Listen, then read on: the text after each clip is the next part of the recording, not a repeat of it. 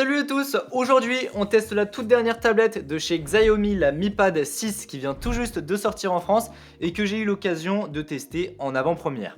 Alors c'est un test qui va être plutôt intéressant puisque c'est vrai que j'ai jamais vraiment eu l'occasion de tester de tablettes au quotidien et c'est vrai que ça m'a aidé quand même sur pas mal de choses. Maintenant bien forcément j'utilise pour regarder du contenu mais également dans plein d'étapes dans la réalisation de mes vidéos comme par exemple dessiner, faire des storyboards, la gestion de tous mes appareils puisque c'est vrai que tout ça autour de moi, et ça fait un sacré paquet d'applications. Pour faire du monitoring ou encore l'utiliser comme un prompteur, c'est vrai que c'est super pratique. Mais alors pour une personne comme moi qui suit dans l'écosystème complet Apple, est-ce que c'est un bon compromis? Et surtout comparé à un iPad, est-ce que ça peut remplacer ce genre d'appareil ou c'est quand même un petit peu en dessous? C'est effectivement une tablette que l'on va retrouver à 400 € pour 128 Go de stockage. Si on compare à un iPad Air en 64 Go, eh bien on est aux alentours des 790 €. Donc c'est sûr que c'est vraiment pas donné. Mais alors est-ce que pour 400 €, eh bien ça vaut le coup. Ce que j'ai vraiment beaucoup aimé, c'est sa qualité de fabrication, hein. Tu le vois, c'est vraiment super beau. Le dos entièrement en aluminium brossé avec un gros bloc optique en verre.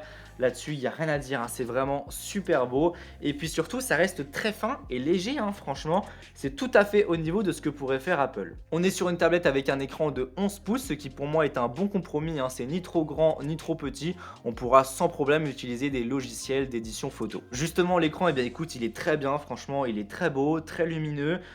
C'est très fluide, franchement, à l'utilisation, il n'y a rien à dire. Ça peut monter jusqu'à 144 Hz. Donc autant te dire que pour du jeu vidéo, eh bien, tu pourras bien t'amuser avec. On va retrouver 4 haut-parleurs sur les deux bords de la tablette. Xiaomi annonce du Dolby Atmos, du Dolby Vision, enfin voilà, tout ce qu'il faut.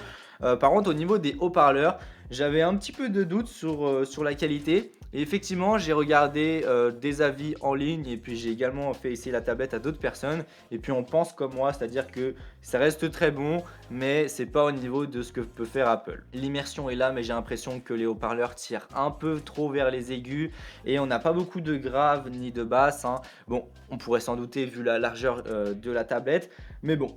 Voilà, je préférais le préciser. Le gros avantage de l'iPad, on le sait, c'est que Apple l'a entièrement intégré dans son écosystème. C'est-à-dire que tu vas pouvoir connecter un clavier, un stylet, pour pouvoir l'utiliser comme un ordinateur ou une tablette graphique. Ici, Xiaomi reprend un peu le même concept. C'est-à-dire que tu vas pouvoir connecter un clavier et un stylet. D'ailleurs, le stylet va pouvoir s'aimanter sur le dessus de la tablette et sera par la même occasion rechargé, exactement comme l'iPad. Donc ça, c'est très appréciable que Xiaomi se mette à niveau là-dessus. Maintenant, est-ce que c'est bien intégré? Ça, je pourrais pas te le dire puisque j'ai pas pu essayer tous les accessoires. Voilà pour ce qui était des caractéristiques dans les grandes lignes. Maintenant, on va voir finalement l'expérience utilisateur, hein. C'est ce qu'il y a de plus intéressant. Et qu'est-ce que j'en ai pensé en sachant que je viens de l'écosystème Apple. Donc forcément, hein, j'avais un peu d'appréhension en ce qui concerne la compatibilité et les transferts. Bon, globalement, pour de la navigation, regarder du contenu, là-dessus, il n'y a pas de souci, hein, forcément. Déjà, ce que j'ai beaucoup aimé, c'est la reconnaissance faciale. Alors, ça fonctionne pas comme ce que pourraient faire certains ordinateurs Windows ou Face ID, où tu vas effectivement avoir tout un système de scan 3D. Là, ça fonctionne uniquement avec la caméra selfie. Mais voilà, ça marche bien. Après, on aurait peut-être aimé un petit lecteur d'empreintes digitales comme sur les iPads, sur le bouton d'allumage. Ça aurait fait une fonctionnalité en plus. On a l'application Notes de Xiaomi qui est vraiment cool. Tu vas pouvoir faire du dessin, prendre des notes, scanner des documents. Alors là, pour le coup, il y a une grosse différence entre ce que peut faire Xiaomi et ce que peut faire Apple. C'est-à-dire que dans Notes ou dans n'importe quelle application sur l'écosystème Apple, tu vas pouvoir scanner des documents directement dans l'application. Donc ça, c'est quelque chose que j'utilise vraiment tout le temps.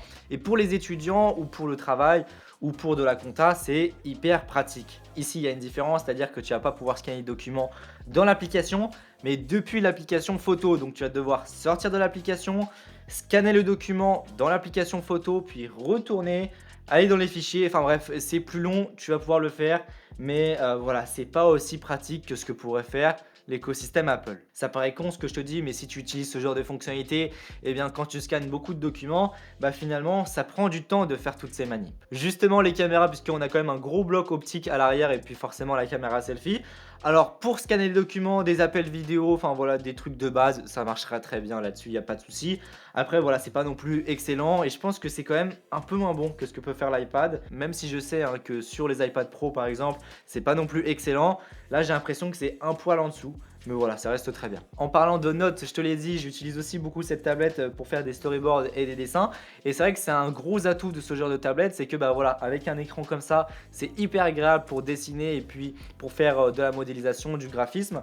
Alors moi, j'ai utilisé l'application Concept qui, même en version gratuite, est vraiment bien faite. Voilà, ça va te permettre d'avoir vraiment beaucoup de fonctionnalités, le magnétisme, tu as vraiment toutes les couleurs, les pinceaux, la bombe et tout ça. Enfin, l'écran d'accueil est bien organisé, c'est du Android, c'est du classique, tu as le tiroir des applications, le control center.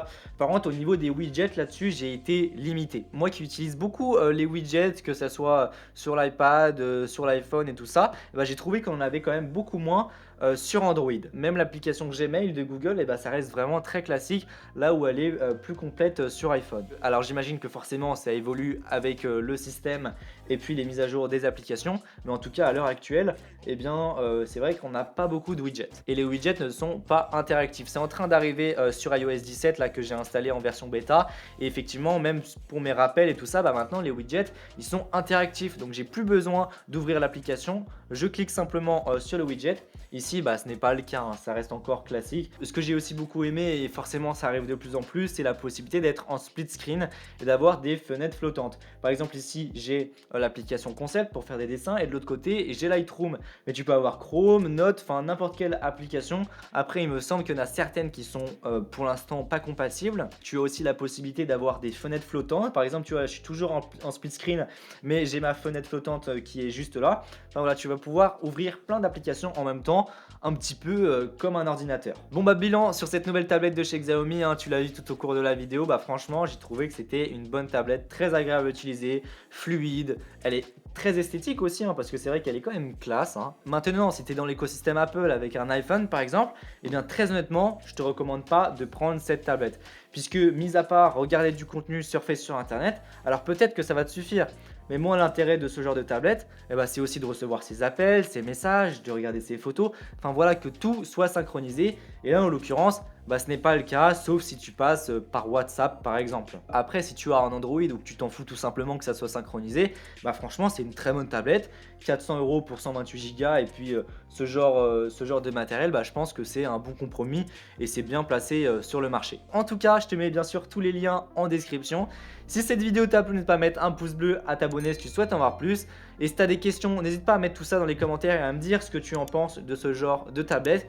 Et puis sur ce, on se retrouve pour une prochaine vidéo. Allez, salut!